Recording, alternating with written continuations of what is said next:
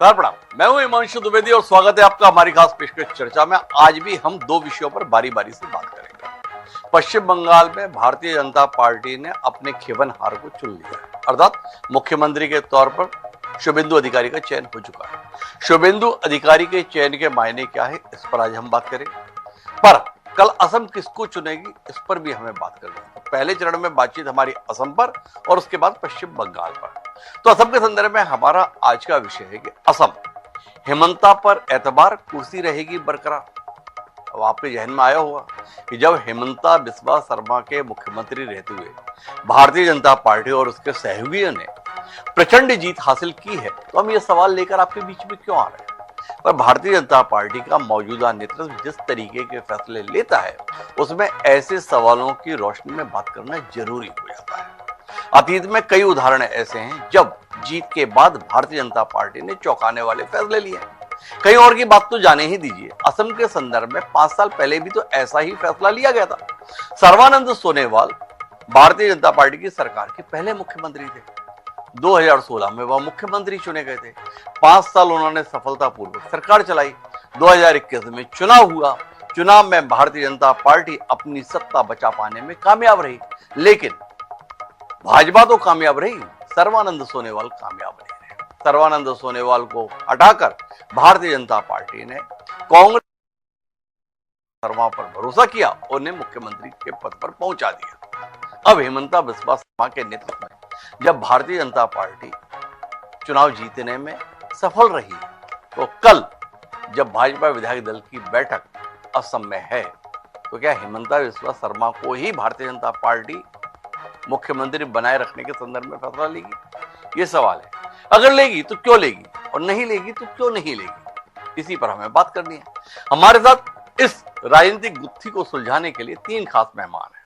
हमारे साथ डॉक्टर ममता त्यागी हैं, भारतीय जनता पार्टी के विद्वान प्रवक्ता है, सारगर्भित तरीके से अपनी बात रखती है। इस जटिल विषय को सरलता से समझाने के लिए हमारे साथ मौजूद है, अगर वो खुद समझ पाई हो तो। हमारे साथ डॉक्टर टीना कर्मवीर है, तेज तर्रार लहजे में अपनी बात रखने की आदी हैं, वो हमारे साथ। उनके बीच वरिष्ठ पत्रकार राकेश शुक्ला जी हमारे साथ जुड़ चुके हैं। आप तीनों का स्वागत है। चर्चा की शुरुआत डॉक्टर ममता त्यागी जी से करते हैं। ममता जी, चुनाव तो मध्य प्रदेश में भी जीते शिवराज सिंह चौहान के कुशल नेतृत्व में, पर बाद में भाजपा को लगा नहीं कि इन्हीं को नेतृत्व सौंपा जाए, बदल दिए। डॉक्टर मोहन यादव आ गए। असम की कहानी तो हम पहले ही बता चुके हैं, तो क्या कहती हैं आप? इस बार भाजपा का कोई पुराना प्रमाणिक कार्यकर्ता मुख्यमंत्री के पद पर पहुंचेगा? यह हेमंता अब इतनी मजबूरी हो गए हैं कि भाजपा अब उन्हें ना बदल पाएगी। वो सोनेवाल नहीं है कि जिन्हें आसानी से हटा दें। हेमंता है, केवल असम के नेता नहीं है, पूरे नॉर्थ ईस्ट की धुरी है। भारतीय जनता पार्टी अगर हेमंता को छेड़ेगी तो पूरे नॉर्थ ईस्ट में हिल जाएगी। क्या कहती हैं डॉक्टर ममता त्यागी? हिमांशु जी नमस्कार, आप के सभी दर्शकों को नमस्कार, वंदे मातरम, जय हिंद। और मैं कहना चाहूंगी कि भारतीय जनता पार्टी आज के समय में वो पार्टी बन गई है जो भारतीयों की अपनी पार्टी है, भारतीयों की विकास की पार्टी है, भारतीयों की आत्मनिर्भरता की पार्टी है, भारतीयों के आत्मविश्वास की पार्टी है। और Bharatiya Janata party cadre based party है। वहां का लोक दल का जो मीटिंग होगी, जो लोग विधायक चुने गए होंगे, उनकी मीटिंग में डिसाइड होगा कि मुख्यमंत्री का चेहरा कौन होगा। अभी आपने मध्य प्रदेश का तो जिक्र किया, तो साथ में दिल्ली का और जिक्र कर देते तो शायद और अच्छा होता, क्योंकि दिल्ली में मैं बैठी हूँ, दिल्ली से ही आपकी डिबेट को ज्वाइन कर रही हूँ। तो डिबेट दिल्ली अपने आप में एक एग्जाम्पल सेट करता है कि कैडर बेस्ड पार्टी होने का मतलब क्या होता है, कि कोई भी चेहरा पीछे की पंक्ति में क्यों ना बैठा हो, वो भी आगे आ सकता है और मुख्यमंत्री का पद पे आसीन हो सकता है। हमारी पार्टी की सबसे अच्छी बात क्या है कि एक विश्वास लेकर चलती है कि देश के लिए कार्य करना है, इसलिए संगठनात्मक रूप से हम लोग बहुत मजबूत होते हैं। तो छोटी मोटी चीजों से बिखरते नहीं है, जो संगठन तय करता है उसी के अकॉर्डिंग आगे बढ़ा जाता है और वो ही मुख्यमंत्री का चेहरा बन जाता है। अगर मैं नॉर्थ ईस्ट की बात करूं तो नॉर्थ ईस्ट में सिर्फ एक राज्य को अगर छोड़ दीजिए, बाकी सभी राज्यों में इस समय भारतीय जनता पार्टी की सरकार है और नॉर्थ ईस्ट में जो डेवलपमेंट हुआ वो अभूतपूर्व है। अगर हम लोकल मणिपुर को अगर हम साइड में रखते, जो बाकी सब जगह जो अफसा लगा हुआ होता था, वो भी 2/3 हिस्सों से हटाया जा चुका है। इंसर्जेंसी की जो घटनाएं हैं उनमें 2/3 कमी आ चुकी है, सिविलियंस की डेथ में 2/3 कमी आ चुकी है। तो ओवरऑल नॉर्थ ईस्ट का जो डेवलपमेंट हुआ वो भी अपने अपने एग्जाम्पल है। और हाँ, रही बात हिमंता विश्वास की, देखिए वो वहां के विधायक दल के नेता आपस में बैठकर तय करेंगे कि अगले दल का नेता कौन होगा या मुख्यमंत्री के पद पर कौन आसीन होगा। लेकिन जो विकास की बाहर, वो जो विकास की नॉर्थ ईस्ट में भाजपा और एनडीए सरकार के दौरान देखिए वो अभूतपूर्व है। इसी की वजह से हर जगह से भाजपा को लगातार समर्थन मिला है और भाजपा लगातार जीत रही है। अच्छा ममता जी, आपने कहा कि आप दिल्ली का उदाहरण देने चूक गए। दिल्ली का उदाहरण कैसे इस बात के साथ फिट होता? हम बात कर रहे हैं कि जिसके नेतृत्व में चुनाव जीतते हैं, यानी जिस सरकार के रहते हुए चुनाव जीतते हैं, उसको बरकरार रखा जाए ऐसा भाजपा में जरूरी नहीं है। और आप चुनाव हार जाओ तो भी आपको हटा दिया जाए ऐसा भी जरूरी नहीं है। तो मध्य प्रदेश का उदाहरण इसलिए था कि शिवराज सिंह चौहान के नेतृत्व में भारतीय जनता पार्टी विधानसभा का चुनाव जीती, उनके मुख्यमंत्री रहते, लेकिन परिणाम आने के बाद में बना दिया डॉक्टर मोहन यादव को। उत्तराखंड, वहां पर भारतीय जनता पार्टी चुनाव जीती पुष्कर सिंह धामी के साथ, लेकिन पुष्कर सिंह धामी खुद चुनाव हार गए विधायक का, पर फिर भी पार्टी ने पुष्कर सिंह धामी को ही मुख्यमंत्री बनाया और उपचुनाव लड़ाकर फिर से विधायक बनवाया। असम के संदर्भ में हमने बात इसलिए की ममता जी, थोड़ा ऐतिहासिक संदर्भ आपको दे रहा हूं कि पिछली बार सर्बानंद सोनोवाल जी के नेतृत्व में भारतीय जनता पार्टी सत्ता बचा पाने में कामयाब रही, लेकिन सोनोवाल अपना मुख्यमंत्री का पद नहीं बचा पाए। तो सिर्फ जानना इतना है कि भाई हेमंता जी के संदर्भ में भाजपा नेतृत्व का मन क्या है। 2021 में सोनोवाल को भाजपा के नेतृत्व ने हटाया था या वहां का विधायक दल था, उसे सोनोवाल पे भरोसा नहीं रहा था, इसलिए सोनोवाल को मुख्यमंत्री का पद खोना पड़ा। चलो आप ही बता दो ममता जी। दल की जो इच्छाएं होती हैं, जो उनकी वोटिंग होती है, वो सबसे ऊपर रखी जाती है, बाकी सब चीजों की बाद में सेकेंडरी की जाती है। कंसीडर सब कुछ किया जाता है, लेकिन कौन देश के लिए, कुछ राज्य के लिए उपयुक्त होगा, वहां पर विधायक दल का नेता ही तय करता है, विधायक दल के लोग ही तय करते हैं। तो वहां पर अगर आप हर स्टेट को आप अलग अलग देखेंगे तो हर स्टेट में आप पाएंगे कि कुछ ना कुछ अलग है, कुछ ना कुछ अलग है। चाहे वो दिल्ली को ले लीजिए, आप उत्तराखंड को ले लीजिए, मध्य प्रदेश को ले लीजिए, राजस्थान को ले लीजिए, हरियाणा को ले लीजिए, लेकिन यहाँ का एक आम कार्यकर्ता भी जब कार्य कर रहा होता है वो ये सोच के कार्य कर रहा होता है कि अगर मैं कार्य अच्छा कर रहा हूँ और अगर मेरे काम आगे ठीक चलता रहा, ओवर द ये सारी चीजें ठीक चल रही, तो मेरे लिए मुख्यमंत्री का पद भी कोई बड़ा पद नहीं है, वो भी आपको मिल सकता है। यही संगठन में जोश बना के रखता है। ठीक है ममता जी, आप से जो सवाल था ना, आप उसे घुमा रही हैं, लेकिन मैं वहीं पे बना रहूंगा। आपकी बातचीत से निष्कर्ष ये निकला कि विधायक दल तय करता है कि उस राज्य के लिए किसका मुख्यमंत्री रहना ठीक है। तो आप बता रही, अगर शिवराज सिंह चौहान 2023 के विधानसभा चुनाव के परिणाम के बाद मुख्यमंत्री बने रहने में सफल नहीं रहे, तो उसकी वजह यह थी कि चुने हुए विधायकों को लगा कि शिवराज सिंह चौहान का मुख्यमंत्री बने रहना अब ठीक नहीं है राज्य के लिए, पार्टी के लिए, इसलिए उन्हें जाना पड़ा। सोनोवाल 2021 में इसलिए निपट गए क्योंकि चुने हुए जो असम के विधायक थे उनको लगा कि नहीं, असम के लिए सोनोवाल का नेतृत्व ठीक नहीं है, इसलिए सोनोवाल हट गए। हेमंता बिस्वा शर्मा ठीक है कि नहीं है, ये कल विधायक दल तय करेगा। और हम भाजपा हाईकमान को इतना महत्वपूर्ण मानते हैं, ये भी हमारी गलती है। तो ममता जी थोड़ा स्पष्ट कर दें तो फिर टीना जी को थोड़ी सुविधा हो जाएगी अपनी बात रखने के लिए। विधायक दल का नेता जो चुना जाता है वो विधायकों के आपसी परामर्श और उसके बाद ही चुना जाता है। इसमें पर्यवेक्षक जो होते हैं वो अपनी सोच रखते हैं, अपना एक विजन रखते हैं, लेकिन तय हमेशा विधायक दल के नेता ही करते हैं। तो ममता जी ने बता दिया भाई, विधायकों को शिवराज सिंह चौहान मंजूर नहीं थे, विधायकों को सर्बानंद सोनोवाल मंजूर नहीं थे। क्या कहती हैं टीना जी? कल विधायक चुनेंगे असम के संदर्भ में टीना जी कि कौन असम के लिए ठीक है, कौन असम में पार्टी के लिए ठीक है। इस लोकतांत्रिक दलील को आप कितना स्वागत योग्य मानती हैं जो ममता जी ने हमारे बीच में रखी? जी शुक्रिया। देखिए, सबसे पहले तो मैं ये कहना चाहती हूँ, ये तो इनकी पार्टी का इंटरनल मैटर है कि किसे चुनते किसे नहीं चुनते, इससे हमें तो क्या ही फर्क पड़ेगा। लेकिन आप ये देखिए कि ये कह रही है विधायक दल के नेता चुनते हैं। ये भूल गई राजस्थान कि कैसे राजस्थान में पर्ची से बना दिए गए थे भजनलाल शर्मा जी, भूल गई क्या आप? और वसुंधरा राजे हक्की बक्की देखती रह गई, एक महिला जो एक मुख्यमंत्री रही। आप ये देखिए कि वो कैसी हक्की बक्की रह गई कि ये क्या खेला हो गया है। तो इनके यहाँ तो पर्ची का सिस्टम है, इनके यहाँ नागपुर तय करता है कि किसको बनाया जाए किसको नहीं बनाया जाए। और एक चिट्ठी और भी घूम रही है, मैडम ने शायद वो चिट्ठी पढ़ी नहीं है, वो असम के हेमंता के लिए लिखा हुआ है मैडम उस चिट्ठी में, पढ़िए उसको जाके। आरएसएस के लोग क्या क्या लिख रहे हैं, वो चिट्ठी कहाँ से आई, कैसे आई, क्यों वो सोशल मीडिया पे वायरल हो रही है, तो वो भी उसको थोड़ा देख लीजिए, संज्ञान में लीजिए कि आरएसएस के लोग तो कह रहे हैं कि हेमंता को नहीं चाहते हैं, हेमंता जैसे नफरती। हालांकि ये अलग बात है कि आरएसएस खुद इतनी देश में नफरत फैलाती है, लेकिन वो फिर भी कह रहे हैं कि हाँ ऐसे नफरती चिंटू जो है वो असम के सीएम नहीं बनने चाहिए। तो आप बता नहीं पाई कि मुख्यमंत्री कौन बनाए, आपके जो है भारतीय जनता पार्टी बनाती है, संघ बनाती है, पर्ची से बनते हैं, कैसे बनते हैं, तो आप एक्सप्लेन नहीं कर पाई। लेकिन मैं ये जानती हूँ कि जिस तरीके से ये चुनाव जो वोट चोरी करके, और मैं ये कहूंगी लोकतंत्र पर, और लोकतंत्र पर मशीन तंत्र हावी होकर ये जो चुनाव जीत लिया है, इसकी ये लोग लड्डू खा रहे, मिठाई खा रहे, लेकिन कहते हैं 12 साल बहुत होते हैं, काट की आंडी बार बार नहीं चढ़ती है। अब जनता जिस तरीके से, जेनजीज खासकर जिस तरीके से चुनाव प्रणाली को इन्होंने लोकतंत्र का गला घोट दिया, और ज्ञानेश गुप्ता का तो हम तो इस चैनल के माध्यम से, हर चैनल के माध्यम से बधाई देना चाहते हैं, उनको खूब शुभकामनाएं। इनके मुख्यमंत्री थोड़ी शपथ ले रहे हैं, ज्ञानेश गुप्ता जिसको चाहिए, क्योंकि वो ऐसे स्कूल के प्रिंसिपल है, जिसको चाहते हैं उसको मॉनिटर बना देते हैं। अच्छा, एक बात बताओ टीना जी, ये ज्ञानेश जी वो केरल में आपने कैसे सेट किया जिससे लेफ्ट निपट गया? आप जो ये लगातार हमसे कहते हैं, भारतीय जनता पार्टी के लोग कहते हैं कि इनका संगठन बहुत कमजोर है, असम में इनका संगठन कमजोर है, इनका बंगाल में कमजोर है, तो ये इस बात को नकार दे कि भाई हमारा संगठन मजबूत है। दूसरी बात कि बार बार कहे जा रहे, तो वहां तो नहीं पाई गई ना जहां बंगाल में पाई गई है, एक ईवीएम का इस्तेमाल होने के बाद भी 90% पाई गई है। अरे टीना जी, सवाल पर रहो। हमने सवाल आपसे बहुत ही बुनियादी किया।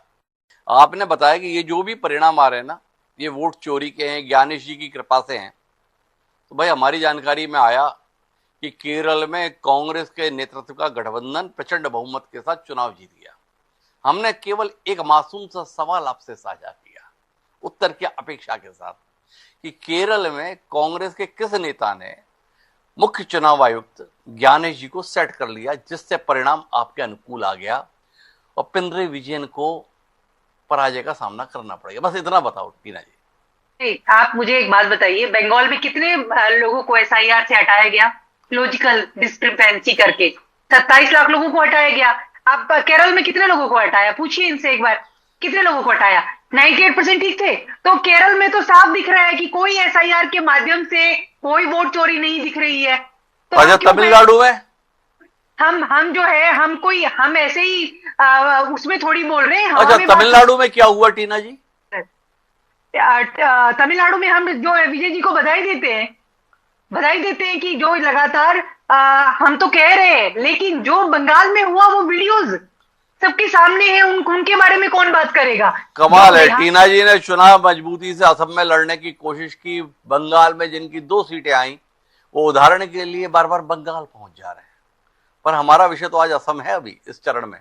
तो राकेश जी, आपके पास आता हूं और आपसे जानना चाहता हूं, क्या हेमंता बिस्वा शर्मा का जरूरत से ज्यादा मजबूत होना कल एक बार फिर मुख्यमंत्री बनने में बाधक हो सकता है? शिवराज सिंह चौहान, वसुंधरा राजे सिंधिया, डॉक्टर रमन सिंह, इन सब के संदर्भ में राजनीतिक विश्लेषक इस आकलन के साथ रहते हैं कि काफी ज्यादा वरिष्ठ हो गए, ज्यादा मजबूत हो गए, तो थोड़ा छांटना जरूरी था, ऊपर से ना सही नीचे से सही। हेमंता बिस्वा शर्मा तो एक राज्य के दायरे से बाहर निकलकर 5-7 राज्यों के संदर्भ में सियासत को कंट्रोल करने का अभिलाषा रखते हैं। क्या कहते हैं आप हेमंता जी के संदर्भ में? या वो इतने मजबूत हो गए हैं कि चाहे भी तो भाजपा इतनी आसानी से तो उनको हटा नहीं सकते? देखिए हिमांशु भाई, आप मध्य प्रदेश की पॉलिटिक्स को बहुत करीब से जानते हैं, और हेमंत बिस्वा शर्मा ना तो शिवराज सिंह चौहान है ना वसुंधरा राजे सिंधिया है, ये भी आप जानते हैं। फिर जो विधायक दल की बात होती है ना कि विधायक ही अपने नेता को चुनता है, तो आपको भी खूब अच्छी तरीके से पता और मुझे भी खूब अच्छी तरीके से पता है कि मंच पे हुआ राजस्थान में और कमरे के अंदर हुआ जो मध्य प्रदेश में, जब नेता का घोषणा होती है कि मोहन यादव जी को विधायक दल का नेता चुना जाता है, एक ताली नहीं बजती पूरे हाल में। सारे विधायक इस बात को लेकर हतप्रभ रहते हैं कि अरे विधायक दल का नेता कैसे चुन लिया गया। और मनोहर लाल खट्टर जी जो पर्यवेक्षक होते हैं वो कहते हैं कि भाई मुझे ऊपर से कहा गया है, मेरा कोई दोष नहीं। इसलिए कांग्रेस हो या भारतीय जनता पार्टी, एक देसी कहावत है कि सूपा बोले तो बोले, छलनी क्या बोले जिसमें 36 ठो छेद। तो कांग्रेस भी नहीं बोलने लायक है, ना भारतीय जनता पार्टी बोलने लायक। रही बात हेमंत बिस्वा शर्मा की, आप बिल्कुल सही कह रहे हैं कि 2015 में हेमंत बिस्वा शर्मा आए, 2016 में जो जीत हुई उसका क्रेडिट भी हेमंत बिस्वा शर्मा अपने खाते पे दर्ज कराएं। और उसका कारण यह है कि 2011 में भारतीय जनता पार्टी वहां 5 सीट और 11% वोट के साथ थी, लेकिन 16 में भारतीय जनता पार्टी 29% वोट के साथ आती है और एक बहुमत वाली सरकार बनाती है। तब तक हेमंत बिस्वा शर्मा आपके सर्बानंद सोनोवाल पे बहुत हद तक हावी हो चुके थे और अमित शाह जी के नजदीक आ गए थे। तो 2016 में जो आदमी मंत्री बना वो 21 में मुख्यमंत्री बना। क्यों? क्योंकि 16 से 21 के बीच में वो मंत्री रहते हुए मुख्यमंत्री की तरह अपना प्रेजेंटेशन किए। अब जो बात होती है कि हमने डेवलपमेंट के बहुत सारे काम किए हैं, बिल्कुल सही है, मैं इसमें बिल्कुल कतई बात से इनकार नहीं करता कि भारतीय जनता पार्टी विकास के काम किए हैं और भारतीय जनता पार्टी का विजन है विकास का। लेकिन यदि इतना विकास किया तो मियां मुसलमान क्यों आया असम में? फिर तो डेवलपमेंट का इशू रख के चलना चाहिए ना। लेकिन भारतीय जनता पार्टी जान गई है, 2004 के चुनाव से भाजपा ने सबक ले लिया है कि शाइनिंग इंडिया और डेवलपमेंट पे चुनाव नहीं जीता जा सकता। इसलिए ये काम हुआ है असम में। अरुणोदय जैसी योजना वहां भी भारतीय जनता पार्टी के लिए लाभकारी हुई है, जैसे लाडली बहन योजना मध्य प्रदेश में, लाडकी बहन योजना महाराष्ट्र में। लेकिन बंगाल में यही योजना विष बन गई, बाकी जगहों पर अमृत साबित हुई। तो सवाल इस बात का है कि जो आप बार बार कह रहे हैं, तो ये 26 के चुनाव के बाद जो अभी विधायक दल की बैठक होने वाली है उसमें हेमंत बिस्वा शर्मा ही विधायक बनेंगे, क्योंकि सारी टिकट हेमंत बिस्वा शर्मा ने दिया है, सारे विधायकों को उन्होंने जितवाया है। 90 सीटों में 82 सीट भारतीय जनता पार्टी की मिली है। तो यदि भारतीय जनता पार्टी थोड़ा भी प्रयोग की तरफ बढ़ेगी तो जो कांग्रेस छोड़ के भाजपा में आए हैं वो एक अलग दल भी बना सकते हैं। पर क्या राकेश शुक्ला जी मानते हैं कि भारतीय जनता पार्टी वर्तमान दौर में किसी एक क्षेत्रीय नेता से इतनी भयाक्रांत हो जाएगी या एक क्षेत्रीय नेता को इतना मजबूत होने देगी कि वो भारतीय जनता पार्टी के राष्ट्रीय नेतृत्व के पैरेलल खड़ा हो जाए? क्या आपको नहीं लगता है कि इसके चलते ही कल हेमंता बिस्वा शर्मा का मुख्यमंत्री बनना संदिग्ध है? क्या आप मानते हैं कि हालात रहे नहीं या भाजपा का नेतृत्व चाहे भी तो हेमंता को बदल नहीं सकता? बिल्कुल, मैं आपकी बात से सहमत हूं। भारतीय जनता पार्टी चाहे भी तो 2026 में तो वो हेमंता को नहीं बदल सकता। क्या कहती है ममता त्यागी जी? एक क्षेत्रीय नेता अमित शाह और नरेंद्र मोदी जी के होते हुए अपने आप को इतना मजबूत कर लिया, आप हैरत में नहीं? मैं बिल्कुल भी हैरत में नहीं हूं हिमांशु जी, और इसके लिए मैं अगर एग्जांपल दूं जी तो हमारे राष्ट्रीय अध्यक्ष भी नितिन नवीन जी भी 5 बार के एमएलए बिहार के और अब राष्ट्रीय अध्यक्ष बना दिए गए। जी तो कौन व्यक्ति कहां से कहां पहुंचेगा, ये आपकी अपनी पॉलिटिकल विल, पॉलिटिकल एम्बियंस कह लीजिए, या साथ आपके कितना जनादेश है और आपके साथ कितने लोग हैं, आपने पार्टी के लिए कितना कार्य किया है, बहुत सारी चीजें मायने रखती हैं। तो इसलिए यहाँ पर कोई किसी के लिए खतरा नहीं है, सब एक ही साथ चल रहे हैं और एक ही लक्ष्य के साथ चल रहे हैं कि देश के लिए विकास और देश के लिए कार्य। जहां ये सारी सोच मायने आ जाती है वहां ये सारी सवाल कहीं ना कहीं मेरे अनुसार पीछे रह जाते हैं। और रही बात हेमंता बिस्वा जी की, तो मैं वही कहना चाहूंगी कि ये हमारे विधायक दल के लोग ही तय करेंगे। दूसरा एक चीज और कहना चाहूंगी यहाँ पर ऐड करने के लिए, कांग्रेस प्रवक्ता के लिए कहना चाहूंगी, हमारे मेडिकल टर्मिनोलॉजी में एक टनल विजन होती है। टनल विजन का मतलब क्या होता है कि आप एक दायरे से सोचते हैं, मतलब इनका ईवीएम खराब या ज्ञानेश जी दोष के लिए दोषित हो जाते हैं वहां पर जहां जहां भाजपा चुनाव जीती है। लेकिन जहां जहां भाजपा चुनाव जाती है, हार जाती है, वहां पर ईवीएम पाक साफ हो जाती है, चुनाव प्रक्रिया भी बिल्कुल स्मूथ हो जाती है, सब कुछ अच्छा हो जाता है। तो मेरे अनुसार ये टनल विजन होना गलत है। चीजों को वाइडर स्पेक्ट्रम पर एक्सेप्ट करिए, हार है जीत है उसे भी एक्सेप्ट करिए। दूसरा कहना चाहूंगी, बंगाल के चुनाव पर अगर हम बार बार जाएं तो मैंने आपके टीवी डिबेट पर हिमांशु जी 1-2 दिन पहले भी बोला था कि जब चुनाव में बंगाल में वोटिंग होने वाली थी तो सबसे पहले वोटिंग वायलेंस का जो सबसे ज्यादा शिकार हुआ, सबसे पहला शिकार हुआ वो कांग्रेस का ही व्यक्ति था और ये आरोप लगाए गए कि टीएमसी के कार्यकर्ताओं ने उसको मारा। लेकिन राहुल जी बजाय उनसे घर मिलने के या उनसे बात करने के एक दिन वोटिंग से जस्ट एक दिन पहले बंगाल छोड़कर चले गए। तो जब आप अपने कैडर के साथ खड़े नहीं होगे, अपने सामान्य कार्यकर्ताओं की बात नहीं सुनोगे, आपके खुद के ही स्टेटमेंट कभी बताएंगे कि आप ममता बनर्जी के साथ है और कभी आप ममता बनर्जी की सरकार को पूरी तरह से भ्रष्ट सरकार बोलोगे, तो कहीं ना कहीं लोग भी कंफ्यूज है, आपके कार्यकर्ता भी कंफ्यूज है और वो कहीं ना कहीं आपको चुनाव परिणाम में विदित हो जाता है, दिख जाता है। तो पॉलिटिकल क्लियरेंस नहीं होना एक बहुत बड़ी प्रॉब्लम आज के समय में कांग्रेस पार्टी की हो गया है। कांग्रेस की कंफ्यूजन को छोड़िए, भाजपा कहाँ कंफ्यूज है इस पर बात करते हैं ना ममता जी। देखो हरियाणा में चुनाव था, आपने बताया कि विधायक दल की बैठक में चुना जाता है हमारे यहाँ तो नेता, हरियाणा में चुनाव था तो उसमें तो भाजपा के शीर्षस्थ नेता अमित शाह समेत सबने कहा कि चुनाव जीतने के बाद नायब सैनी ही मुख्यमंत्री होंगे। नायब सैनी मुख्यमंत्री थे, अगर चुनाव बाद हमने बहुमत पाया तो नायब सैनी ही मुख्यमंत्री होंगे। वहां पर जीतने वाले विधायकों के पास भी मौका नहीं था कि वो तय कर सके कि हमारा नेता कौन होगा। पर असम में चुनाव प्रचार के दौरान एक बार भी नहीं कहा गया कि अगर बहुमत आया तो जिन्होंने 5 साल सफलतापूर्वक सरकार चलाई है वही मुख्यमंत्री होंगे। ये हेमंता को लेकर ये संकोच क्यों, ये असमंजस क्यों? अगर मैं इसको थोड़ा सा डिफरेंट वे में कहूं हिमांशी जी, कुछ ऐसा कहना चाहूंगी कि विधायक दल का हर व्यक्ति भी तो ये सोच के चुनाव लड़ रहा होता है कि तुम्हारा भी नंबर आ सकता है कि मुख्यमंत्री तुम भी बन सकते हो, यानी मुख्यमंत्री कोई भी बन सकता है, ये चीज भी तो खुली रहती है। क्योंकि अगर हम ये सोचे कि कोई भी कार्यकर्ता इस इच्छा शक्ति के साथ कार्य करेगा कि हाँ तुम्हारा भी नंबर आ सकता है राष्ट्रीय अध्यक्ष बनने की लाइन में, तुम्हारा भी नंबर आ सकता है मुख्यमंत्री बनने के लिए और कहीं से कहीं तक भी आपकी प्रोग्रेस हो सकती है, तो मैंने कहा ना वर्क फोर्स होता है या आपके पीछे जो एक एनर्जी होती है वो डबल हो जाएगी। तो इसमें कोई तो हरियाणा के उम्मीदवारों को ये एनर्जी फोर्स क्यों नहीं दिया गया? हरियाणा के उम्मीदवारों को ऐसा अवसर क्यों नहीं उपलब्ध कराया भाजपा के नेतृत्व ने? ममता जी थोड़ा ये समझा दो हमें। असम में तो आपने बताया कि लोगों में एक उम्मीद जगानी थी, एक ऊर्जा जगानी थी कि भाई तुम्हारे अभी चांस लग सकता है। ये हरियाणा में क्यों छीन लिया आप ये चांस? हिमांशु जी, कभी कभी छोटी बातें जो किसी डिबेट में कहना चाहिए या किसी टॉक शो में कह दी जाती है, मैंने बहुत बार ऐसा देखा, उसको चीजों को इंटरप्रेट करके लंबा ले लिया जाता है। तो इस चीज को मैं ये कहना चाहूंगी कि आप शायद उस चीज को अलग से ले रहे हैं, अदरवाइज ऐसा कुछ नहीं होता। विधायक दल मिलकर बैठ के ही तय करते हैं कि कौन बनेगा। तो खैर आप इस बात से इत्तेफाक रखते हैं ना कि कोई जरूरी नहीं कि हेमंता बिस्वा शर्मा ही कल विधायक दल के नेता चुने जाए। कल बैठक होगी, आपने बताया है कि सबके लिए मौका है, कल कोई भी बन सकता है, तय मत मानिए कि हेमंता ही बनेंगे।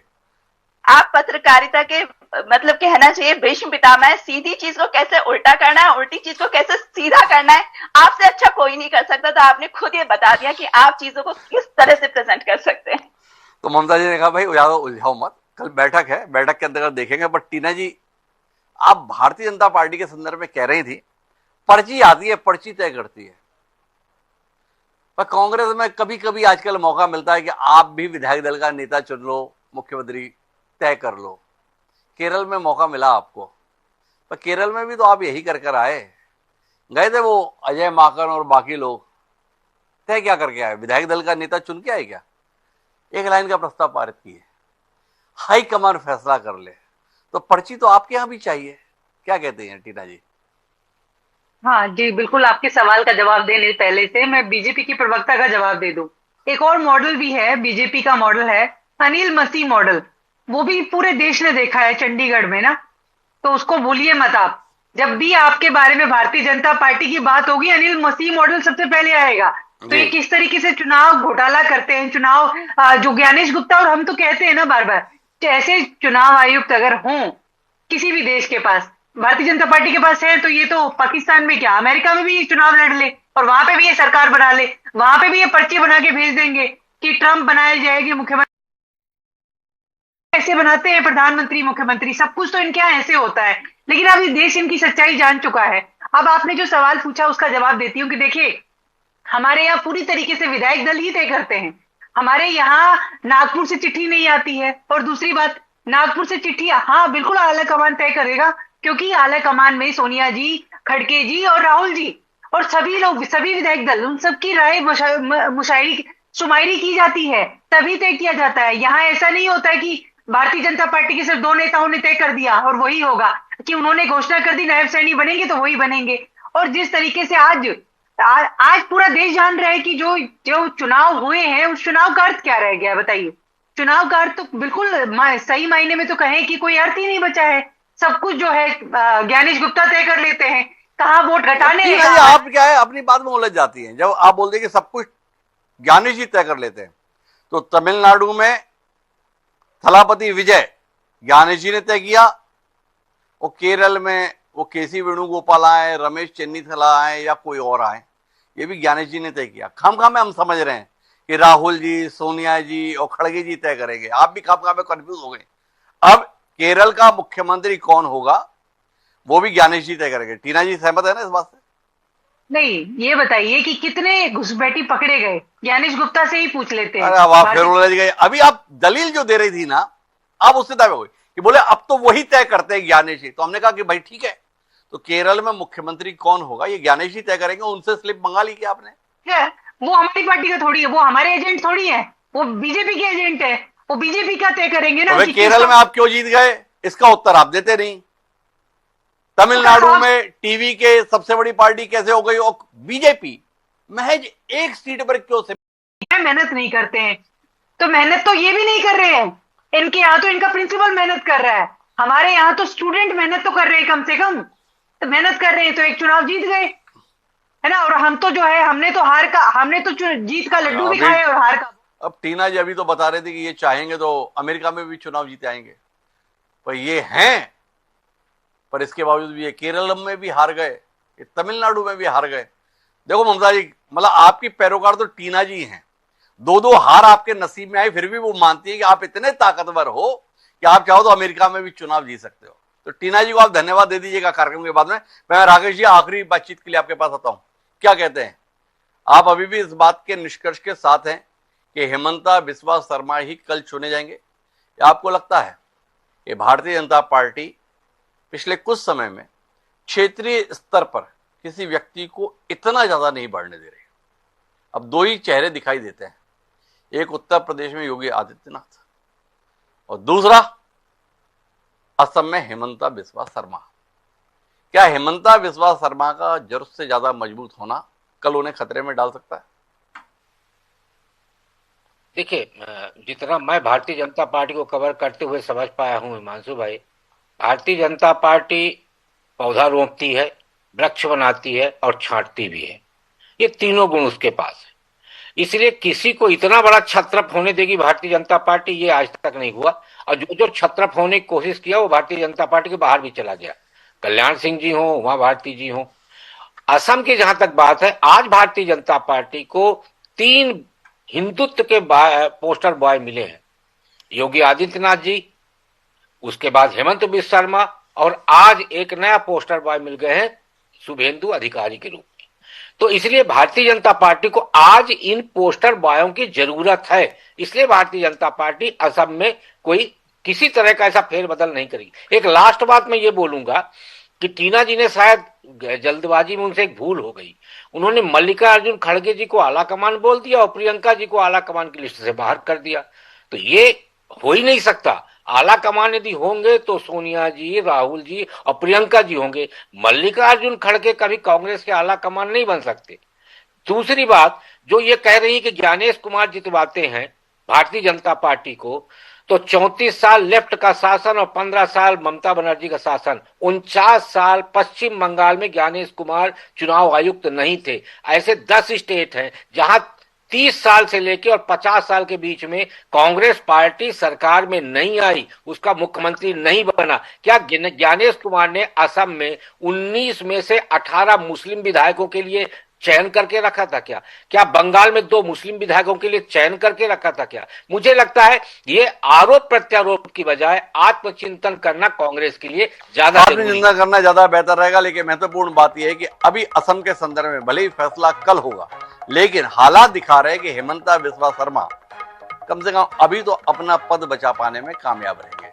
अब वो भाजपा हाईकमान के भरोसे के चलते होगा या विधायक दल की बैठक में विधायकों के भरोसे, यह आने वाला समय बताएगा। आप तीनों मेहमानों का बहुत बहुत धन्यवाद हमारे इस चर्चा को समृद्ध करने के लिए। समय एक छोटे से ब्रेक का, ब्रेक पर जाएंगे और लौटकर बंगाल की कमान शुभेंदु अधिकारी के हाथ सौंपने का फैसला आज हुआ है, उस पर बात करेंगे। कहीं जाइएगा नहीं, हम गए और आए।